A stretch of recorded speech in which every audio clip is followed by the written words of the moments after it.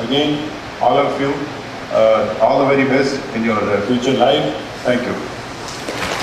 Thank you, sir. Through K. Ashok Shetty, IAS, the Principal Secretary to Government, Municipal Administration and Water Supply Department, Tamil Nadu, completed his bachelor's in Mechanical Engineering and Law.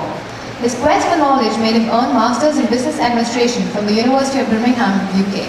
He started his career as a sub-collector in Hosur in 1985. His tireless efforts in all his endeavours brought him the responsibility of esteemed positions like Registrar, University of Madras, District Collector, Vilupuram, Secretary, Chief Minister's Secretary and Principal Secretary, Rural Development and Panchayat Raj Department.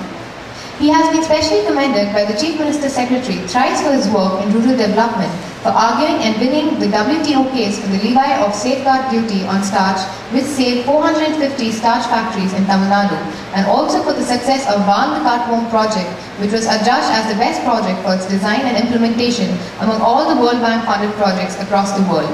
This multi-talented doyen has won the Outstanding Quiz Competitor Award in 1979 by the UNI YMCA and several other awards in state level and quiz debating competitions.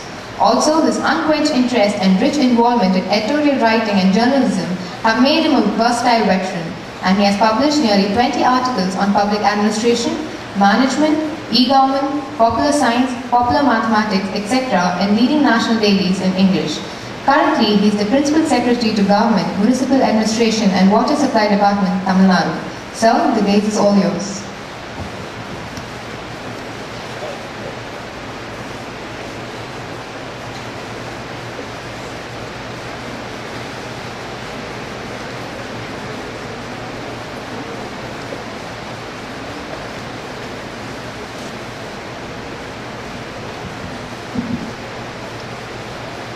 Respected Chairman of the Bannari Amman Institute of Technology, Dr. S.V. Balasubramanian, Respected Director, BIT, Dr. S.K. Sundararaman, my distinguished colleagues and friends, Dr. M.P. Vijay Kumar and Sri Anshul Mishra, Mr. P. Kundan, ex-MLA, Dr. A.M. Natarajan, Dr. J. Raja Murugadas, Dr. P. Tangaraj, members of the faculty, and my dear students.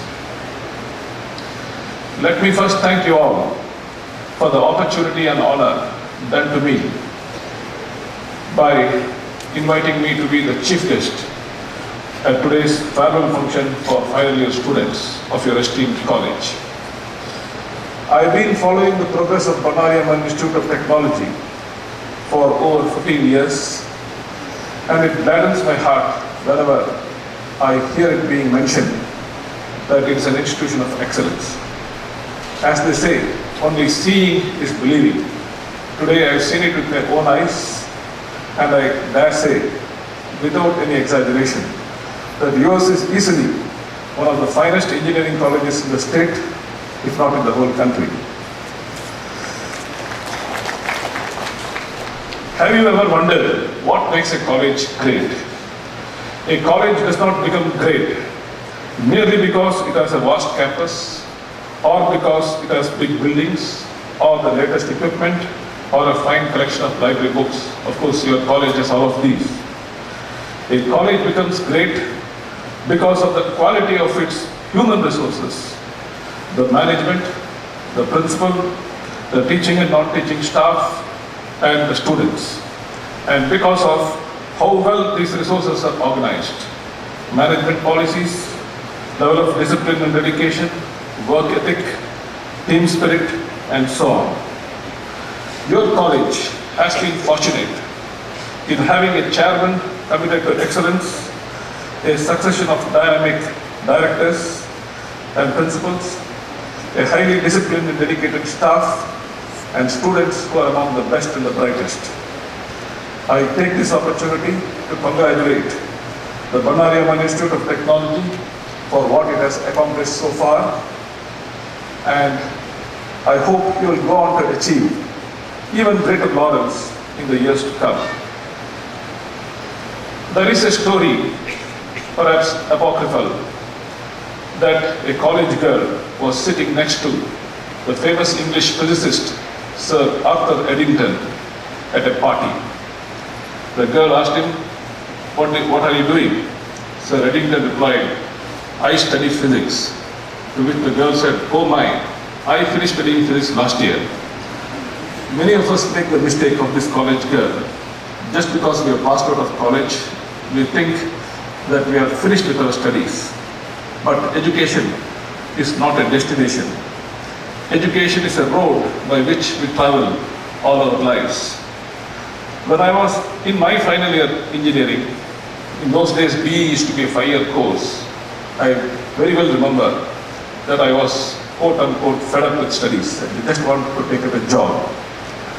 But I soon realized that while one may get a job, one is bound to hit a career roadblock unless one has a PG degree or a PhD or an MBA. And I also realized that even on the job, you have to be continuously reading. If you are a doctor, for example, unless you keep yourself abreast of the latest developments in medicine and surgery, you will not be much of a doctor. If you are a lawyer, unless you keep yourself abreast of the latest acts and amendments and the latest Supreme Court and High Court judgments, you are not going to be a successful lawyer. And as an officer in the IAS, as we get transferred from one department to another, we are impelled to read the acts, rules, government orders, manuals of various departments, and also hundreds of files every day. So please don't make the mistake of thinking that just because you are passing out of college, you are finished with your education. You are not. Education is something that you do lifelong. From organizational success, let us move on to personal success. I am sure that the question which is uppermost in all your minds is, how can I be successful in my life? It's a legitimate question. Success is not an accident. Success is something that has to be consciously worked for. As the saying goes, only a crackpot keeps waiting for a jackpot.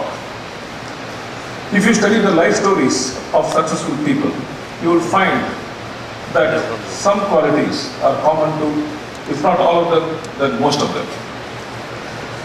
I have distilled here a few key learning lessons from the lives of famous people.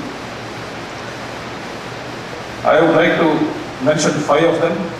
They are: 1. Success is achieved through a combination of hard work, talent, and luck. 2. Do not have a fatalistic attitude. 3.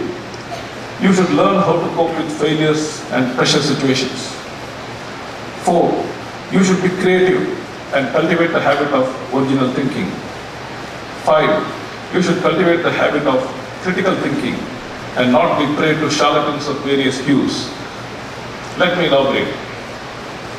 First key lesson: success is achieved through a combination of hard work, talent, and luck.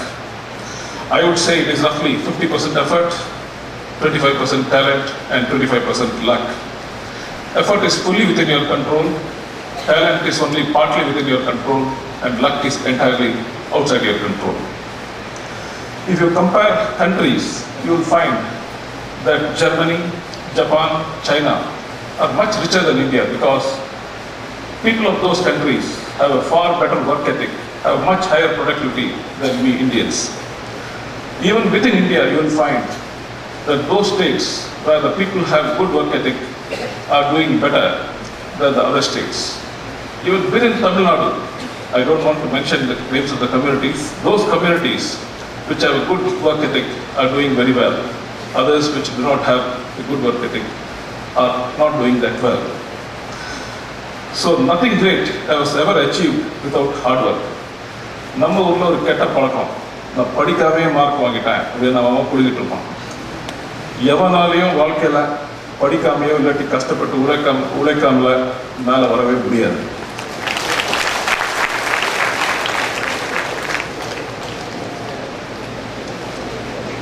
Everyone likes to win, but very few people are willing to make the effort or practice the self-discipline and sacrifice that is required to win. There is no magic wand for success. If you want to get into one of the Indian Institutes of Management, the IIMs, you may need to prepare for at least 6 months. If you want to pass the civil services examination with a good rank, you will need to study 10 to 12 hours a day for at least 1 year. Sachin Tendulkar puts in a minimum of 8 to 10 hours of batting practice each day.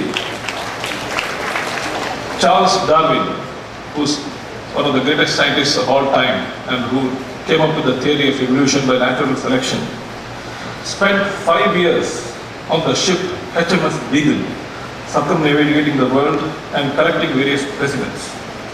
He then spent another 22 years writing his magnum opus on the origin of species. When someone asked the great Austrian violinist Fritz Kreisler how he played the violin so well, he replied, "You want to know my secret?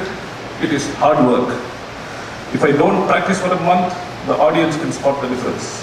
If I don't practice for a week, my wife can spot the difference. If I don't practice for a day, I can spot the difference." Remember the beautiful lines from the poet Henry Wadsworth Longfellow.